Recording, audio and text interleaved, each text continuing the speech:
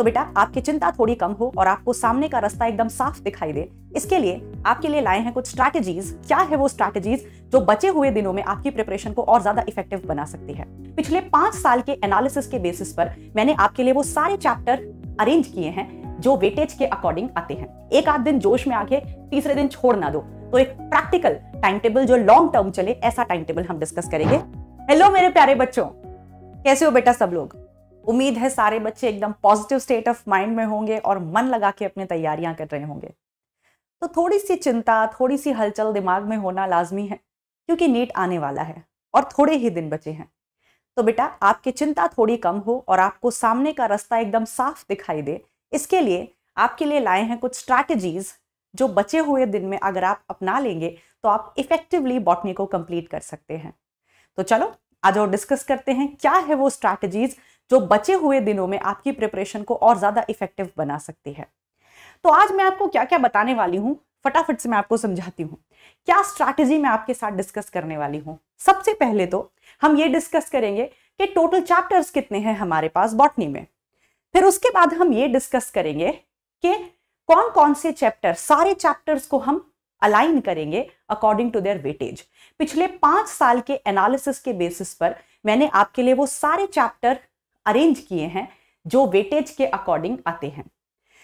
फिर उसके बाद हम डिस्कस करेंगे एक प्रैक्टिकल टाइम टेबल, सिर्फ टाइम टेबल नहीं, प्रैक्टिकल टाइम टेबल जिसको कि आप लंबे समय के लिए यानी कि लगभग 40 दिनों के लिए हर रोज अप्लाई कर सको। एक आध दिन जोश में आके तीसरे दिन छोड़ ना दो, तो एक प्रैक्टिकल टाइम टेबल जो लॉन्ग टर्म चले, ऐसा टाइम टेबल हम डिस्कस करेंगे। फिर उसके बाद मैं जानती हूं बेटा अलग अलग तरह के स्टूडेंट्स हैं, अभी बहुत सारी कैटेगरीज होगी स्टूडेंट की। कुछ स्टूडेंट्स ऐसे होंगे जिनकी तैयारी एकदम A1 है, उन्होंने डे 1 से अपनी तैयारी को पूरा रखा है और वो फुल्ली कॉन्फिडेंट है। कुछ स्टूडेंट ऐसे होंगे जो कॉन्फिडेंट हैं लेकिन थोड़ा सा उन्हें कहीं ना कहीं डर है, और कुछ स्टूडेंट ऐसे भी हैं जो अंडर कॉन्फिडेंट हैं, डिप्रेस्ड फील कर रहे हैं। तो सारी कैटेगरीज के स्टूडेंट्स के लिए डिफरेंट डिफरेंट स्ट्रैटेजीज हम डिस्कस करेंगे, सबके लिए डिफरेंट सॉल्यूशंस होंगे। और फिर हम डिस्कस करेंगे बेटा कि अगर आपके बैकलॉग्स हैं, कुछ चैप्टर्स आपके छूट गए हैं, तो उन्हें आप कैसे कवर करने वाले हो। और फिर मैं आपको बताऊंगी कि कौन से ऐसे चैप्टर्स हैं जिनको आप वन शॉट से कंप्लीट कर सकते हो और कौन से ऐसे चैप्टर हैं जिनके लिए आपको लेक्चर देखने चाहिए। तो आ जाओ, यही सारी बातें हम डिस्कस करने वाले हैं। तो बेटा सबसे पहले तो बात करते हैं नंबर ऑफ डेज। हमारे पास लगभग 45 डेज बचे हैं, और अगर मैं सारे चैप्टर्स की बात करूं बेटा बायोलॉजी में, तो बॉटनी में टोटल 22 चैप्टर्स हैं और जूलॉजी में टोटल 16 चैप्टर्स हैं। यानी कि ओवरऑल हमारे पास बायोलॉजी में कितने चैप्टर्स हो गए? 38 चैप्टर्स हो गए। तो हमारे पास पूरी बायोलॉजी में 38 चैप्टर्स हैं और हमारे पास डेज हैं लगभग 45। फिर फिजिक्स में आपके 30 चैप्टर्स हैं और केमिस्ट्री में आपके लगभग 32 चैप्टर्स हैं, राइट। तो ओवरऑल बात यह हुई कि हमारे पास लगभग हर एक अप्रोक्सीमेटली तीनों सब्जेक्ट्स में, फिजिक्स, केमिस्ट्री और बायोलॉजी में अप्रोक्सीमेटली अगर हम 35 चैप्टर मानकर चले, और दिन है हमारे पास 45, दिन है हमारे पास 45। तो आ जाओ देखते हैं क्या करना चाहिए हमें बचे हुए दिनों में। सबसे पहले तो ये रही आपके सामने वेटेज।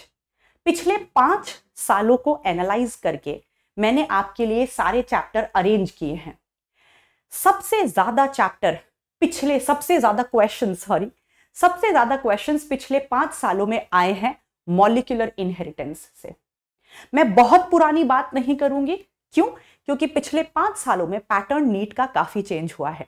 तो पिछले 5 सालों में बेटा जो मैंने एनालाइज किया है, मॉलिक्यूलर इनहेरिटेंस से सबसे ज्यादा क्वेश्चंस हैं।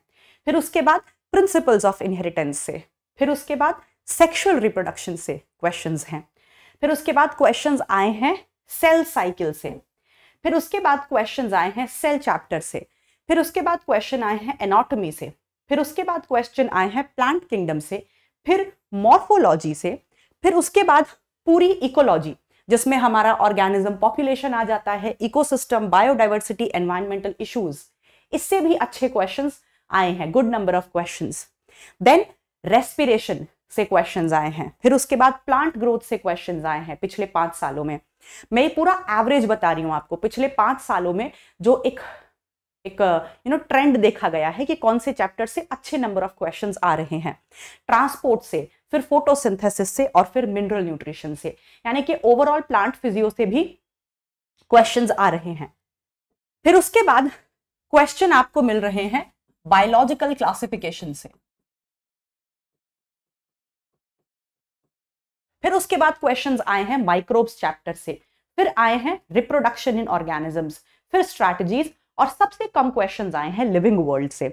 लिविंग वर्ल्ड से तो 2000 ये आपका 21, 22 इसमें क्वेश्चन ही नहीं था, तो 0 क्वेश्चन थे इस चैप्टर से। तो ये सारे बेटा जो मैंने अरेंज किए हैं आपके लिए वो हैं कि पिछले 5 सालों में कौन से चैप्टर से कितने क्वेश्चंस आए हैं। तो सबसे ज्यादा मॉलिक्यूलर इनहेरिटेंस से, फिर प्रिंसिपल से, फिर सेक्सुअल रिप्रोडक्शन से, इस तरह से मैंने आपके लिए चैप्टर अरेंज कर दिए हैं ताकि आपको ये आइडिया रहे कि आपको कौन से चैप्टर्स को ज्यादा इंपॉर्टेंस देनी है, कौन से चैप्टर्स को ज्यादा समय लगाकर उनको ज्यादा मजबूत करना है, क्योंकि उनसे क्वेश्चंस ज्यादा देखने को मिले हैं। जो ये वाले चैप्टर्स हैं इनसे क्वेश्चंस का ट्रेंड पिछले 5 सालों में थोड़ा कम है, और ये वाले चैप्टर्स से जो क्वेश्चंस का ट्रेंड है, ये ऊपर के जो तीनों चैप्टर्स हैं इनसे काफी क्वेश्चंस देखने को मिले हैं पिछले 5 सालों में, और फिर ये ट्रेंड है बेटा। तो आई होप आपके लिए हेल्पफुल होगा ये डिसाइड करने में कि आपको कौन से चैप्टर पहले रिवाइज करने हैं। तो इस तरह से आप अपने सारे चैप्टर्स रिवाइज कर लो जो कि पिछले 5 सालों से देखने को मिला है। चलिए फिर इसके बाद बेटा अब बात करते हैं प्रैक्टिकल टाइम टेबल की। बेटा सबको पता है हमारे पास 24 घंटे हैं, और 6 घंटे तो यार सोना बनता है, दिमाग को भी तो रेस्ट चाहिए, वो भी एक कंप्यूटर है जो हैंग करता है। तो मैंने आपके लिए 6 घंटे एक साउंड स्लीप के निकाल दिए, बिल्कुल सुकून से पूरा दिन पूरी ईमानदारी से पूरी जान लगा के मेहनत करके जब पढ़ाई करोगे तो बेटा जो रात में नींद आएगी वो एकदम सुकून की नींद आएगी, क्योंकि मेहनत करने के बाद, ईमानदारी से मेहनत करने के बाद सुकून की नींद आती है। तो पूरा दिन मेहनत करनी है और फिर 6 घंटे सुकून से सोना है। फिर आपके लिए 2 घंटे निकाले हैं। ये 2 घंटे में आप अपना नहाओ, खाओ, थोड़ा सा बाहर घूम के आ जाओ, वॉक करके आ जाओ, आधा घंटा बैडमिंटन खेल लो, क्योंकि वो भी जरूरी है, पढ़ के पक जाओगे। तो 2 घंटे आपके लिए यहां निकाल दिए। 16 घंटे अब पढ़ना पड़ेगा बेटा। पूरा साल तो नहीं कह रहे आपको 16 घंटे पढ़ने के लिए, बस 45 डेज बचे हैं, उसमें जान लगा दो यार, पूरी जान लगा दो। और इन 16 घंटे में भी मैं आपको ब्रेक दूंगी बीच में। अभी जो 16 घंटे मैं आपको पढ़ने के लिए कह रही हूं इनमें भी ब्रेक दूंगी। तो 8 घंटे तो मैंने आपके ऐसे ही निकाल दिए सोने के, थोड़ा मस्ती कर लो, थोड़ा बात कर लो, इधर उधर घूम आओ, और 16 घंटे पढ़ाई के निकाल लिए। अब आ जाओ इसको डिवाइड करते हैं। देखो बेटा आपके पास एक दिन में पढ़ने के लिए 3 सब्जेक्ट होंगे, physics, chemistry, biology, right. Physics को पूरे 5 घंटे दो, और इन 5 घंटों में आप कैसे फिजिक्स पढ़ोगे ये आपके साथ डिस्कस हो ही चुका है। फिर आधे घंटे का ब्रेक लो, आधे घंटे का ब्रेक लेने के बाद फिर केमिस्ट्री पढ़ो, देखो आपको ब्रेक भी दे दिया। फिर आधे घंटे का ब्रेक लो, फिर बायोलॉजी पढ़ो। अब ये जो बायोलॉजी है एक दिन ऑल्टरनेट रखो, एक दिन जूलॉजी, एक दिन बॉटनी। तो ये ऑल्टरनेट रखो बेटा, ऑल्टरनेट रखो। एक दिन जूलॉजी पढ़नी है बायो में और एक दिन पढ़नी है बॉटनी, ठीक। तो इस तरह से आपका एक कॉम्बिनेशन तैयार हो गया, फिजिक्स, केमिस्ट्री, बायोलॉजी। एक दिन बॉटनी, एक दिन जूलॉजी, एक दिन बॉटनी, एक दिन जूलॉजी। अब किस तरह क्या अप्रोच रखनी है पढ़ने में, बायोलॉजी को कवर करने में क्या अप्रोच रखनी है बेटा। सबसे पहले तो आपको अब बहुत डीप में नहीं जाना है। अपने बहुत पुराने पोथे खोल के बहुत डीप में अगर जाओगे तो जो है कंप्लीशन नहीं हो पाएगा, आप कवर नहीं कर पाओगे इस पूरा। तो अभी हमें मेन बेसिस बनाना है अपनी एनसीईआरटी को। एनसीईआरटी का कोई भी एग्जाम्पल, कोई लाइन, कोई डायग्राम छूटने ना पाए। एनसीईआरटी का एक एक बात, एक एक एग्जाम्पल यहां फीड होना चाहिए। फिर थ्योरी के बाद बहुत ज्यादा जरूरी है क्वेश्चंस करना, और क्वेश्चंस एनसीईआरटी बेस्ड क्वेश्चंस, कुछ भी नहीं। और क्वेश्चन करते हुए बेटा एक बात का ध्यान और रखना है कि बहुत पुराने क्वेश्चंस नहीं करने हैं। बहुत 10 साल पहले की अगर मैं बात करूं तो जो फॉर्मेट था नीट का वो एकदम चेंज था। अलग टाइप के क्वेश्चंस आया करते थे जब AIPMT होता था, अलग अलग तरह के PMTs होते थे। तो बहुत पुराने क्वेश्चंस मत करना, उससे खामखा कॉन्फिडेंस गिरता है। 6-7 साल पुराने, 10 साल पुराने क्वेश्चंस कर लो, बहुत है। बहुत पुराने क्वेश्चंस करने की जरूरत नहीं है, उससे कॉन्फिडेंस कम होता है, यार ये तो हमने पढ़ा ही नहीं, अब ऐसे क्वेश्चंस आते ही नहीं तो फायदा क्या है। तो बहुत पुराने क्वेश्चंस नहीं करने हैं। अगर आप PYQs करोगे तो PYQs में भी आपको रीसेंट PYQs करने हैं। तो बायोलॉजी पढ़ने की अप्रोच अभी क्या रखोगे? जो मेजर टॉपिक हैं, कॉन्सेप्चुअल टॉपिक हैं, उन्हें अपने नोट्स से निकाल कर रिवाइज करोगे। NCERT रीड करोगे अच्छे से, केवल कहने के लिए रीड नहीं करोगे।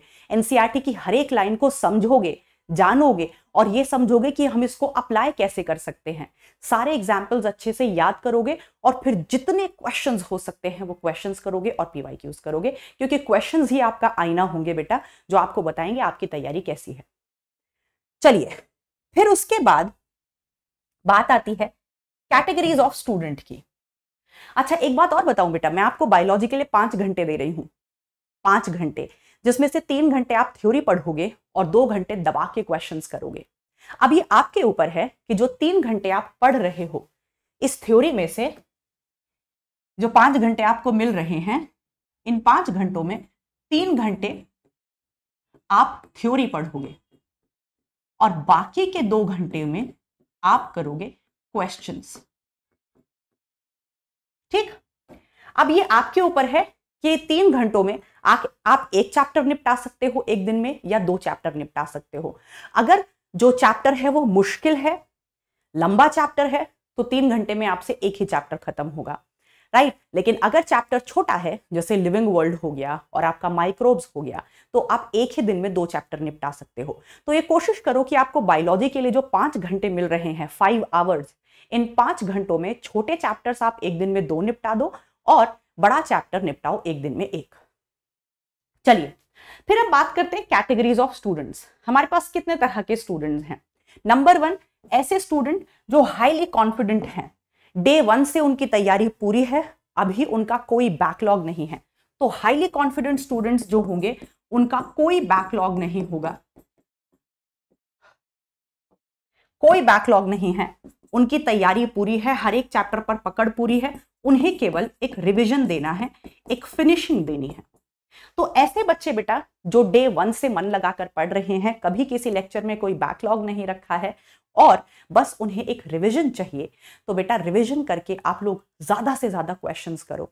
और ऐसे बच्चों को तो मैं ये सजेशन दूंगी कि आप एक बार रिवीजन करके दूसरे राउंड पे रिवीजन पे आ जाओ। जैसे बायोलॉजी के लिए मैंने आपको 5 घंटे दिए, तो उन 5 घंटों में आप एक दिन में 2 चैप्टर निपटा दो, ताकि आपको सेकंड राउंड ऑफ रिवीजन के लिए भी टाइम मिले।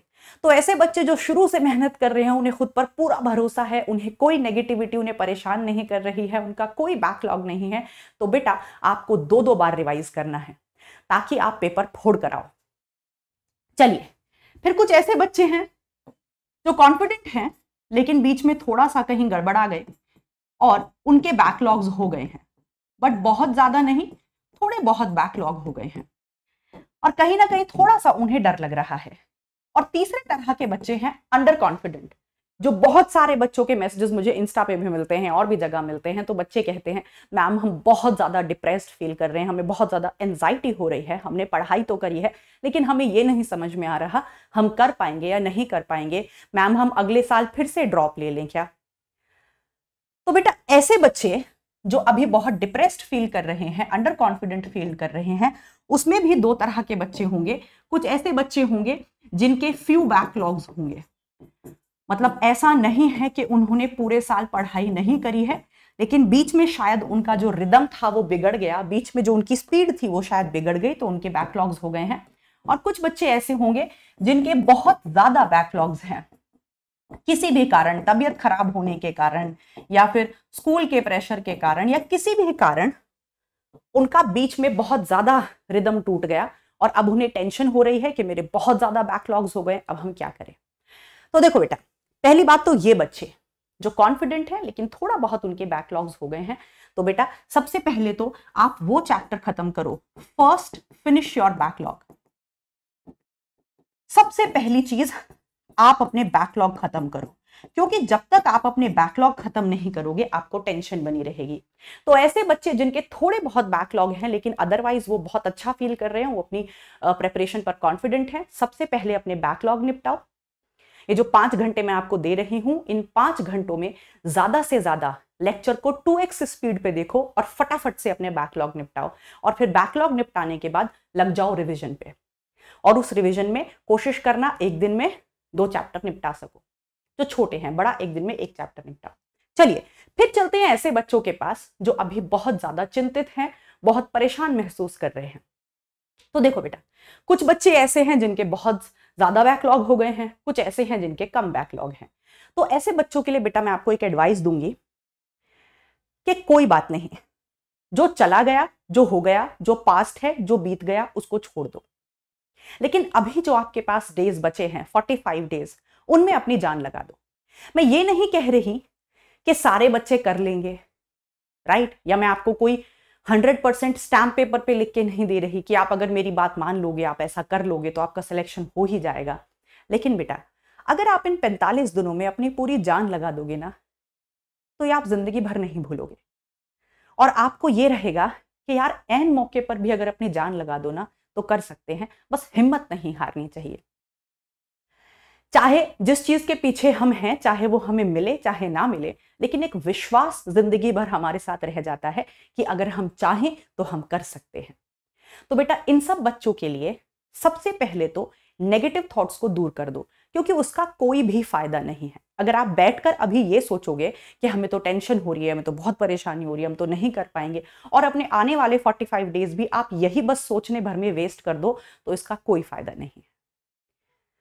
लेकिन आप एक चीज कर सकते हो कि ये 45 डेज में एक बहुत अच्छी स्ट्रैटेजीज के साथ अपना जितनी आपके पास ताकत है वो सारी झोंक दो। आगे क्या होगा देखा जाएगा बेटा, लेकिन ये मेहनत आपको कभी खराब नहीं जाने देगी, आपको विश्वास से भर देगी कि आप भी कुछ हो, कुछ कर सकते हो। तो अब बैकलॉग्स के बारे में कुछ बात करती हूं बेटा। अब बैकलॉग्स के बारे में हम कुछ बात करते हैं। हाँ जी, तो अब कुछ बच्चों के बैकलॉग्स हो गए हैं, ठीक है। अब इन बैकलॉग्स में बेटा कुछ चैप्टर तो ऐसे होते हैं जो आप 1 शॉट में कंप्लीट कर सकते हो। अभी हमारे जो चैनल कंपटीशन वाला है उस पे उम्मीद सीरीज चल रही है, जहां पर टीचर्स अपनी पूरी जान लगा के आपको बेस्ट कंटेंट देते हैं, जिस कंटेंट से आप नीट क्लियर कर सकते हो। तो बहुत सारे चैप्टर्स ऐसे हैं, अगर आपके छूट गए हैं, वो सारे बच्चे जिनके चैप्टर्स छूट गए हैं, बैकलॉग हो गया है, वो उम्मीद से 1 शॉट चैप्टर्स कर सकते हैं। लेकिन कुछ चैप्टर ऐसे हैं बेटा जिनको 1 शॉट्स अच्छे हैं, हमारे सारे 1 शॉट अच्छे हैं, लेकिन कुछ चैप्टर ऐसे हैं जो थोड़े कॉन्सेप्चुअल हैं, उनको आपको थोड़ा डिटेल में जानना पड़ेगा, जिनसे नंबर ऑफ क्वेश्चंस भी ज्यादा आते हैं। तो उनके लिए मेरा सजेशन ये रहेगा कि आप अपने बैच में जाओ, अपने लेक्चर्स ओपन करो और 2x स्पीड पे सबसे पहले उनका बैकलॉग खत्म करो। तो कुछ चैप्टर्स ऐसे हैं, जैसे मैं नाम लिख देती हूं, मॉलिक्यूलर इनहेरिटेंस, मॉलिक्यूलर इनहेरिटेंस हो गया, प्रिंसिपल्स ऑफ इनहेरिटेंस हो गया, राइट, आपका सेल साइकिल हो गई, सेल चैप्टर हो गया, आपकी पूरी प्लांट फिजियोलॉजी हो गई। ये कुछ ऐसे चैप्टर्स हैं बेटा, अगर इनमें से आपका बैकलॉग है, प्लांट फिजियोलॉजी में भी मेनली आपका रेस्पिरेशन और फोटोसिंथेसिस और ट्रांसपोर्ट, बाकी जो मिनरल न्यूट्रिशन वाला चैप्टर है और प्लांट ग्रोथ वाला चैप्टर है वो आप 1 शॉट से आराम से कर सकते हो। 1 शॉट से आप सारे कर सकते हो। मैं ये नहीं कह रही कि हमारे 1 शॉट जो उम्मीद में 1 शॉट चल रहे हैं बहुत अच्छे हैं बेटा, पूरी स्ट्रैटेजी के साथ बनाए जा रहे हैं, लेकिन इन ये कुछ ऐसे चैप्टर्स हैं जिनको थोड़ी डिटेल चाहिए। तो ये मैं आपको सजेस्ट करूंगी, लेक्चर के अंदर जाओ और 2x स्पीड पे लगा के डिटेल में इन लेक्चर्स को फटाफट से पूरा कर दो। आपको 5 घंटे में दे रही हूं बायोलॉजी के लिए। पहले अपने बैकलॉग निपटाओ, और जिन बच्चों के बैकलॉग ज्यादा हैं वो इतने ईमानदारी से अपने बैकलॉग निपटाओ, इतने कंसंट्रेशन से पढ़ाई करो कि फिर आपको दोबारा रिवीजन करने की भी जरूरत ना पड़े। बस कुछ दिन पहले, नीट से 7-8 दिन पहले आप उनको रिवाइज करके काम चला लो। अब आपको ईमानदारी से पढ़ना पड़ेगा और वो ईमानदारी आपको खुद के साथ दिखानी पड़ेगी। फिर 1 शॉट्स, बाकी के जो चैप्टर्स हैं रेस्ट चैप्टर्स जितने भी बचे जो थ्योरेटिकल चैप्टर्स हैं उनको आप उम्मीद में जाकर वन शॉट से निपटा सकते हो। ठीक है, तो बेटा यही आपकी स्ट्रैटेजी है। आपको 5-5 घंटे सारे चैप्टर्स के लिए, सारे सब्जेक्ट्स के लिए दे दिए, 5 घंटे आपको बायोलॉजी के लिए दे दिए, एक दिन जूलॉजी एक दिन बॉटनी, जिसमें आपको छोटे चैप्टर्स एक दिन में 2 निपटाने हैं, बड़ा चैप्टर 1 निपटाना है और साथ में करने हैं भर भर के क्वेश्चंस और पीवाईक्यूज। और बस ऐसे ही नहीं करने, टाइम बाउंड करके करने हैं। खुद को टाइम दो कि मुझे आधे घंटे में इतने क्वेश्चंस करने हैं। अपना टाइम मैनेजमेंट भी चेक करो। जिनके बैकलॉग हैं वो घबराओ नहीं, पॉजिटिव स्टेट ऑफ माइंड में रहो, खूब जान लगा के मेहनत करो और उम्मीद में जो वन शॉट लेक्चर चल रहे हैं वहां से फटाफट से अपना कंप्लीट करो। और अपने बैच में जाके जिन चैप्टर्स में आपको ज्यादा दिक्कत है अपने बैच में जाओ और लेक्चर्स को 2x स्पीड पे देखो और फटाफट से अपने बैकलॉग निपटाओ। और बेटा ईमानदार रहो खुद के साथ, किसी और के साथ नहीं, खुद के साथ ईमानदार रहो। और जो बाकी के बचे 45 डेज हैं उनमें जान लगा दो, जो होगा देखा जाएगा। बट ये 45 डेज की मेहनत जीवन में हमेशा आपको भरोसा दिलाएगी। ओके, तो चलो हम सबकी बेस्ट विशेस और बेस्ट प्रेयर्स आप सब लोग के साथ है बेटा। ऑल द बेस्ट, खुश रहो, मस्त रहो, मेहनत करते रहो। हम ऐसी बहुत सारी स्ट्रैटेजीज के साथ आपके साथ आते रहेंगे, नीट तक आपके साथ बने रहेंगे ताकि आपका भरोसा और आत्मविश्वास बना रहे। ऑल द बेस्ट बेटा।